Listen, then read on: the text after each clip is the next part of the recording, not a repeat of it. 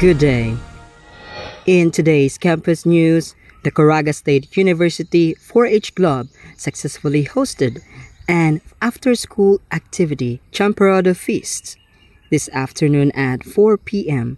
in the KA canteen of Caraga State University. The event started with a small number of participants, but as word spread about the free Champorado, more and more students and university workers joined in. Salamat kayo nga ang 4-H man nakahatag sa namong mga katawhan, ilabi na gyud sa mga estudyante nga nagsuporta.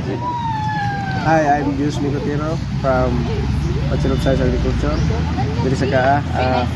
Kami kayo niyo ang kuan kanang tawag ani kay Champorado ba yung mga aktibidades ani kay makapakuan siya, makapa-press siya sa ang pag-exam kay exam ng karong week sakto nahatag sila kay ramong isa ay manggod nga kanang mag-exam ni kay ay mag-tuon mi niya kalimot na mi kuan ba kaon so sakto kay na libre kaon di ana di kami kita pag kaon so salamat kayo. Good afternoon everyone, I am Renato Distecan Carili.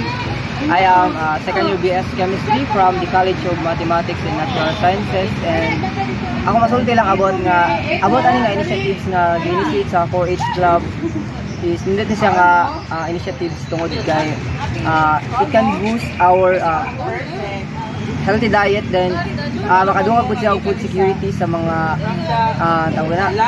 sa mga students, then makahatag pud siya og entertainment para sa mga students nga siguro nga burn out na sa exams during midterm, and it is actually a nice nga opportunity sab nga ma-influensyahan o ma-encourage yung mga student to join 4-H Club para mabala nila kung unsa day ang nasa 4-H Club, dili lang about farming but also dapat may social engagement and also health awareness sama sa gibuhat karon nga initiatives nga nagpa-free Champorado og mga nagpa-games po ang 4-H. Alongside the Champorado feasts, attendees enjoyed recreational activities such as Monopoly, Uno, and Puzzles, making the event a fun and engaging experience for everyone.